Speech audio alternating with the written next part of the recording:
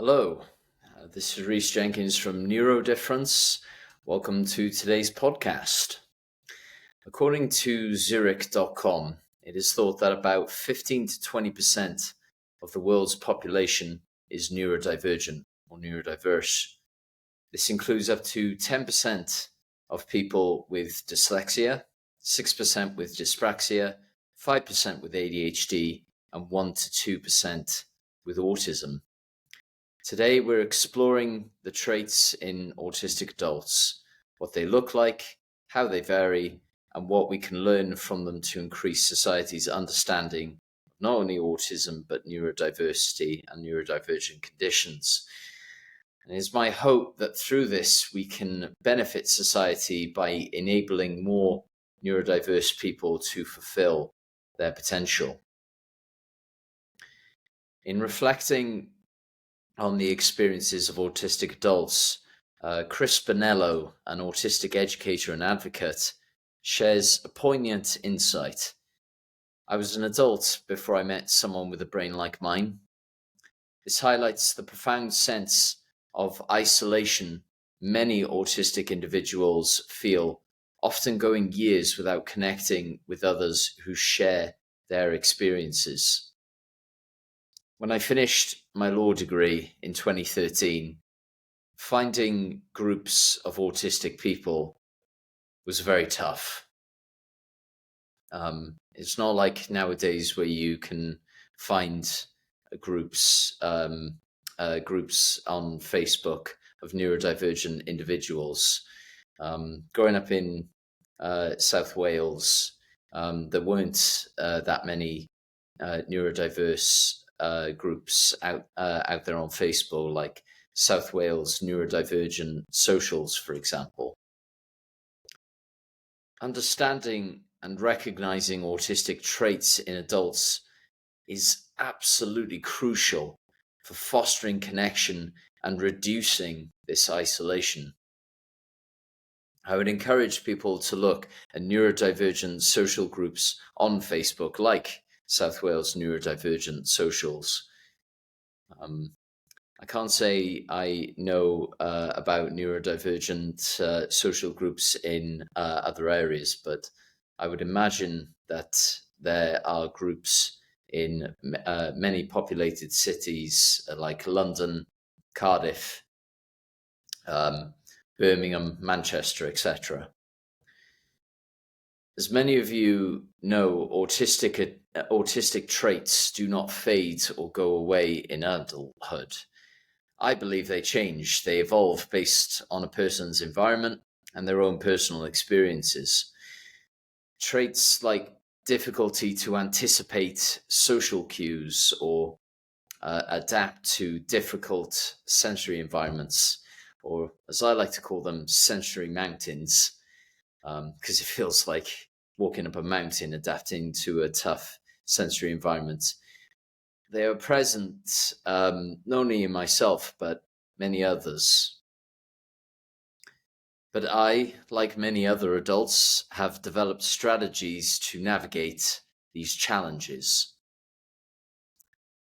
Creating these strategies not only brings strengths like problem solving and innovative thinking to the forefront, they also develop you as a person. Wouldn't say my strategies are innovative myself, but maybe they are. I don't know. I'll let you all know if they are in due course, I'm sure. I'll give you an example. I love the game of rugby. I'm very, very passionate about it. When I'm going to a game in the Century Mountain that the Millennium Stadium is, I am focused on the game itself. I'm focused on the prospect of seeing a great try or watching a 15-stone guy tackle the crap out of someone, rather than my sensory challenges, like how loud the environment is, or bright colors and very poignant smells like smoke, for example, or the smell of a beef burger with like a million onions on them. Oof. Very tough smell to process.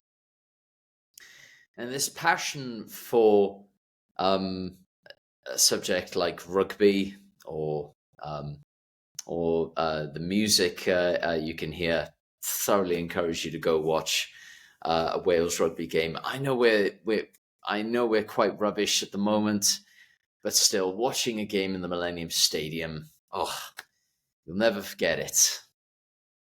You'll never forget it for the male voice choir who comes out and sings before a match starts.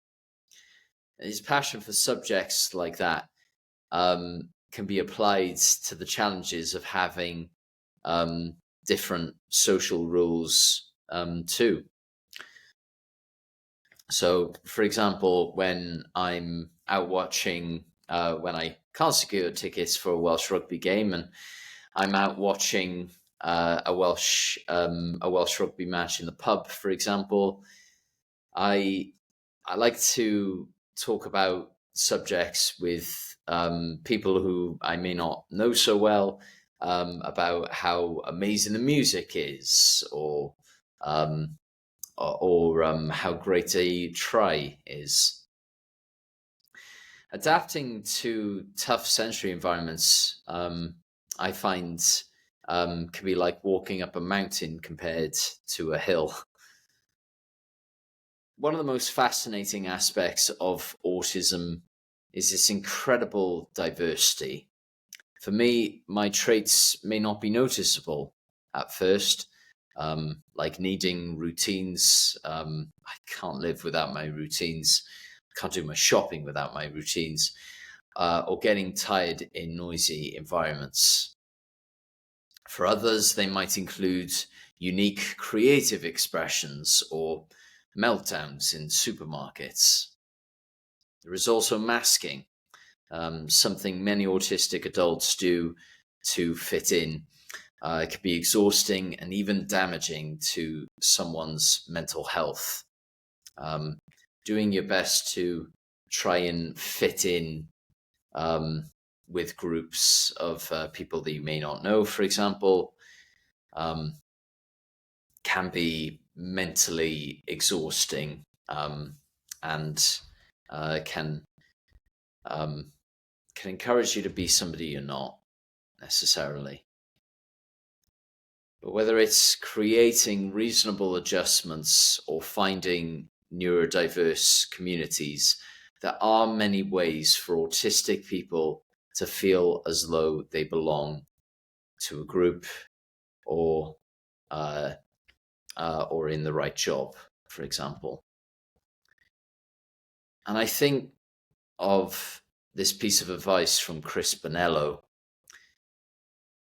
you have to embrace your strengths because every trait has its superpower side. This could include a powerful focus on an unusual subject. I would also encourage you to look up Sir Anthony Hopkins, a famous autistic actor in that regard. He's wrote about his unusual focus on his acting. My superpower? The FIFA World Cup. I can tell you, the first FIFA World Cup host in 1930, it was held in Uruguay. The final was held in Montevideo. I can also tell you that the host of the 1970 World Cup, for example, was in Mexico, or host in 1954 was Switzerland. They were knocked out to Austria. 5-3, I believe the score was. That must have been a fascinating game to watch. I only wish TV had been around in those days. I can list you every host nation and the year when they hosted the World Cup. I do it now. But you didn't come to this podcast to hear me talk about football. Though, of course, if you did, please let me know. I'll look into the prospect of maybe creating another podcast simply about football facts. If there's demands, I'll look into it. To wrap up, we've explored the many facets of autism in adulthood, from its core traits to the incredible diversity of experiences and practical strategies for overcoming obstacles. Remember that understanding leads to empathy, and empathy builds a better world. For more resources, check out the links in the show notes. Don't forget to share this episode and join us next time on Neurodifference, where we'll dive into the incredible world of neurodiversity. Thank you for listening, and together, let's make a positive neurodifference.